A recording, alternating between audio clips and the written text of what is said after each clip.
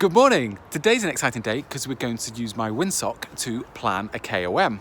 And then tomorrow I'll be going out and seeing if I can hit those numbers and get my predicted time. It won't be a new KOM for me. I didn't fancy spoiling somebody else's day for this. But let's get over to the myWindsock office and get down to the planning.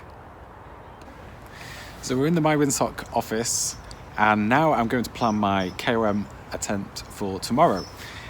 And the first thing we need to do is find out what the time I have to beat tomorrow is. So to do that, we go to the leaderboard, and the leaderboard shows all the weather conditions for the top 10 attempts on this particular segment. And it's, as I said before, it's my own time of 8 minutes 53. So now that we know that 8:53 is the time to beat, let's see what the best time of day for us to go would be also. So we go to the date at the top, we'll click on there, and if we remember the time of 11:42 for 1 o'clock, so 11 minutes 42 is the time that we currently have predicted for ourselves. If I move that to 2 o'clock, it comes to 11 minutes 39. So we've already gained a few seconds there just by leaving it an hour and going slightly later. So I'll leave it at that. So we'll go at 2 o'clock in the afternoon. Now we need to give our virtual partner our parameters for tomorrow. And that means that the virtual partner will do this climb, this segment, following all the parameters that we set here. And then we can find out what our predicted time is for that. So let's open up the virtual rider settings. And here we have my standard basic power rules, but that's not going to cut it tomorrow. So we're going to have to find a good 3 minutes, I think, in order to get this KOM. So first of all, I'm going to ballpark what I kind of know what I did to get it in the first place. So I'm going to put 340 watts in for both uphill and on the flat. I'm going to leave my weight at 80 kilograms. I'll be climbing in and out the saddle. It'll be a bit cold, so I'll be wearing winter kit. I'm not going to change my wheels or anything like that for this. It's just going to be my usual winter training bike. Well, my race bike with mud guards on. So I'll leave aerodynamics at 0.36, but you can use the icons along the top that you feel best ballpark your current position. So certainly you could move that up to 0.4 if you're out the saddle, and then you can move it right down to a super aero position if you want to. But we'll leave it at around 0.36. I'll be in and out the saddle, I think, tomorrow. Okay, so let's apply those settings. And here we have a new predicted time of 8 minutes 57. So let's just refresh our memory. It was an 8:53 that we need to beat.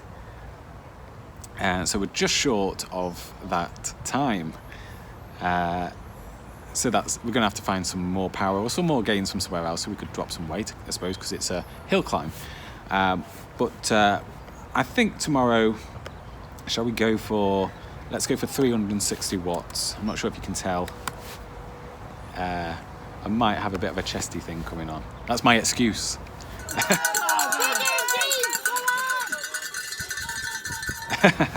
So let's go for 360 watts tomorrow and apply that, and let's see what our new predicted time is. So that gains us 25 seconds. So it's not going to smash the KOM out the ballpark, I don't think, but it will certainly get us, I think, a new improved time.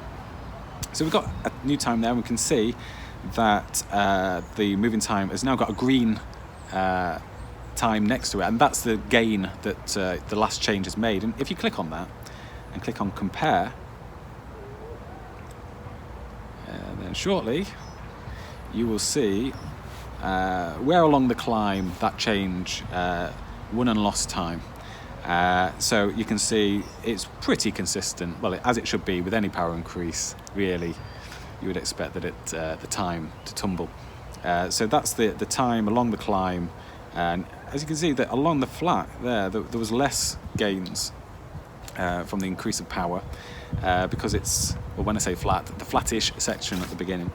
But as it gets steeper, the gains in time become more, just through that few extra, 20 watts extra that we added. So let's go back to the main summary. So that gives us a predicted time of 8 minutes 32. There's some gotchas along the way on this climb. There's 2 right-hand turns.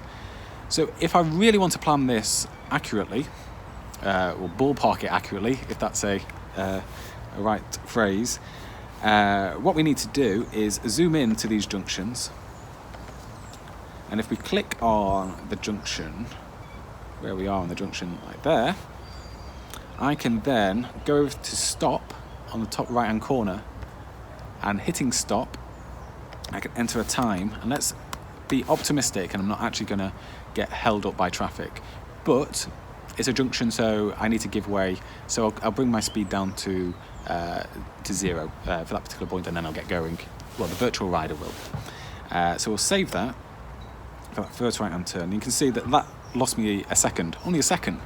But I think that's because at that particular point, I remember on the climb, it's very steep. So the difference in speed isn't huge between slow and stopped. So let's go to the next right-hand turn, which is quite a tricky one. And I'm going to put another stop up here. And just let that go to stop again. And again, let's be optimistic and go to just a stop, but continue on. Assume no traffic. Save the stop. That lost us some more time because it does actually plateau a little bit there just before the junction. So there is some speed to be lost. And then obviously getting back up to speed as well also costs time. So we can again click on there and view compare, and we can see on here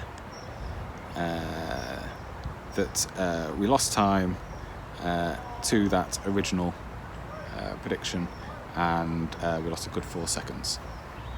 Okay, so we've now more accurately modelled the climb.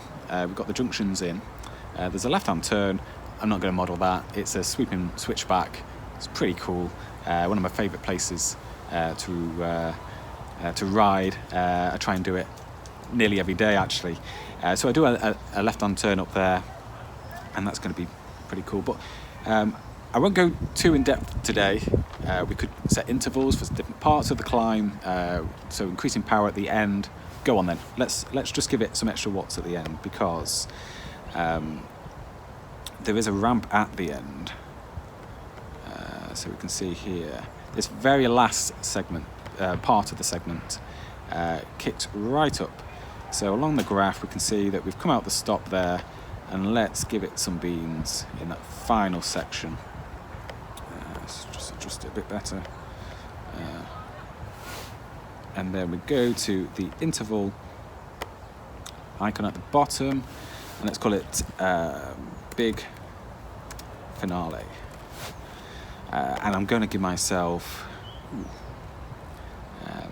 a good 500 watts to give it, because I might be behind. I need to make up time, so I'm going to give it a good 500 watts, and then I'll be out the saddle for certain at that point. I won't have gained weight in that time. I probably would have lost weight, a little bit of sweat, even though it is cold. Save and apply. And that new interval there of 500 watts has gone in. We can again see what the difference in time change is there. So just by adding that extra 500 watts up that hill, it's gained us an extra 11 seconds. So I think that's what we'll leave it to for today. It's a good 9 minutes of your time.